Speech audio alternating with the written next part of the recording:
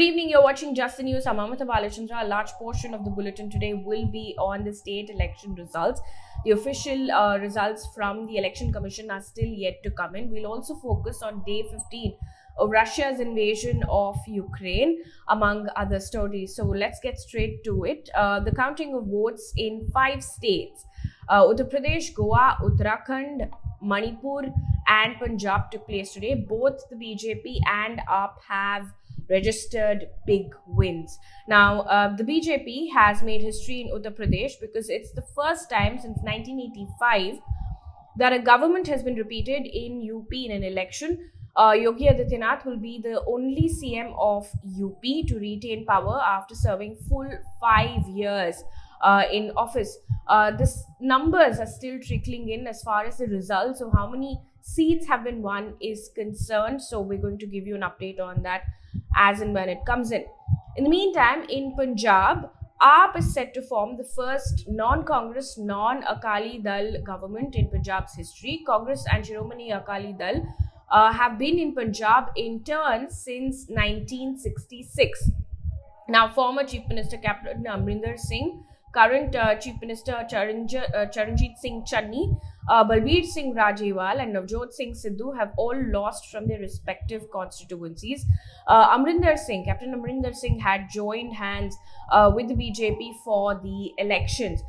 Meanwhile, according to ANI, Delhi Deputy Chief Minister Manish Sisodia has said today, and I quote, Punjab has given a chance to Kejriwal's model of governance. Today, his model of governance has been established at a national level. Arvind Kejriwal, in the meantime, tweeted, congratulations to the people of Punjab for this revolution, end quote. In the meantime, the BJP appears set for a victory in Goa, with the Saffron Party victorious in 20 of the 40 assembly seats. Now, according to BJP's Goa in charge, Devendra Fadnavis, he says that MGP has won 2 seats and 3 independents have now lent support to the party.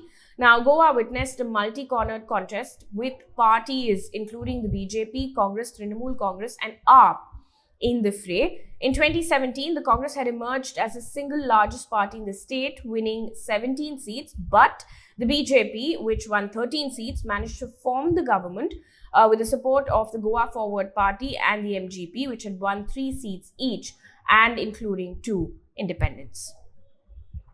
In Uttarakhand, 2 of the most prominent leaders of Uttarakhand, Harish Singh Rawat and Pushkar Singh Dhami, have lost their respective seats. However, Anupama Rawat, daughter of Harish Rawat, who contested from Congress, has won. The party changed chief ministers twice in 4 months last year, and this is very significant because in March 2021, Trivendra Singh Rawat had resigned as Uttarakhand chief minister after almost 4 years in office. Trivendra Rawat was replaced by Tirath Singh Rawat, who too had to leave less than 4 months into his tenure, making way for Pushkar Singh Dhami, who became the 20-year-old state's 10th CM in July last year. Now, there's a statement that's come in from Pushkar Singh Dhami, who, speaking to ANI, has said, and I quote, we will form a high-level committee after forming the government to implement the Uniform Civil Code. The committee will prepare a draft and we will implement it in Uttarakhand as we promised to the people of the state. In the meantime, in Manipur, the BJP is going to secure the majority mark and form government for another term. And these are only leads. The numbers, or official numbers from the Election Commission, are set to be declared still. N. Biren Singh has defeated his Congress counterpart. Former Chief Minister Okra Mibobi Singh, who contested from Congress, has won his constituency as well.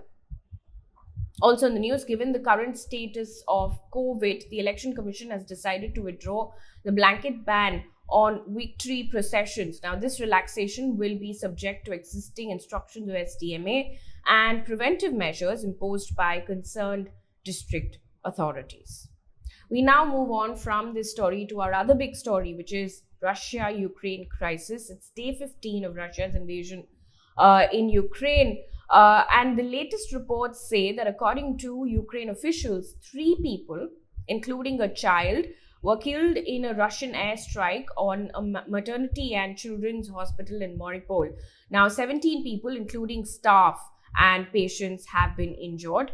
Ukraine president has said that people were trapped under the wreckage and called this attack a war crime.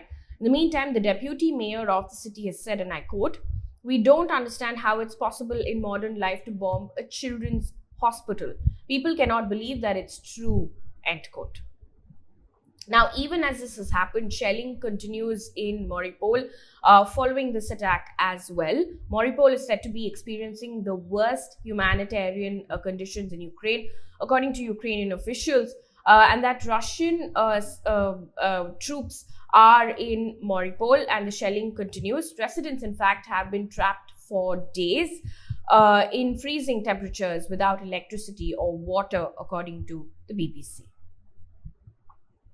Also, Ukraine has claimed that the first round of talks between the foreign ministers of Russia and Ukraine has failed to yield progress on a ceasefire. Now, Ukraine's foreign minister has said that the demands his Russian counterpart made amounted to a surrender. Also in the news, the Biden administration has warned that Russia might seek to use chemical or biological weapons in Ukraine. Russian Foreign Ministry spokesperson has accused Ukraine of running chemical and biological weapon labs in its country, in its territory, I beg your pardon. However, she did not provide any evidence for this. Now, White House press secretary has dubbed Russia's claims as preposterous and said that it could be a part of an attempt by Russia to lay the groundwork for using such weapons. Also in the news, according to TASS news agency, Russia's foreign ministry has said today that it will no longer participate in the Council of Europe. Now, to give you a bit of a context, the Council of Europe is an international organization founded in the wake of World War II to uphold human rights, democracy, and the rule of law in Europe. It was founded in 1949 and has 47 member states. Meanwhile, UK Home Secretary Priti Patel has announced changes to visa rules for Ukrainian refugees. Now, Ukrainian refugees who have passports or ID cards will be able to apply for UK visas online from Tuesday. Now, it will only apply to people applying under the scheme where they can join family members already in the UK. Also, joining a list of global brands which have suspended operations in Russia, fast retailer of clothing brand Uniqlo has made a U-turn and decided to suspend operations in Russia. Now, the brand had said that it faced operational challenges due to the worsening situation between Russia and Ukraine. Earlier, however, it had said that it would keep its shops open in Russia as clothing is a necessity of life. An update on students who are stuck in Sumy, about 694 of them who were evacuated from Sumy. These students have now reached Poland and will be flying to India today. Around 700 Indian students had to send several SOS messages seeking evacuation from Sumy, which finally happened 2 days ago. In other news right now, starting off with West Bengal, which has now announced that the night curfew will be relaxed on the night of March 17th for Holi celebrations. Night curfew was from 12 midnight to 5 a.m. Now that will be suspended on March 17th. Also in Delhi, Anganwadi workers in Delhi have temporarily suspended their strike after the Lieutenant Governor imposed the Essential Services Maintenance Act for 6 months. Now, this is according to the President of Delhi State Anganwadi Workers and Helpers Union.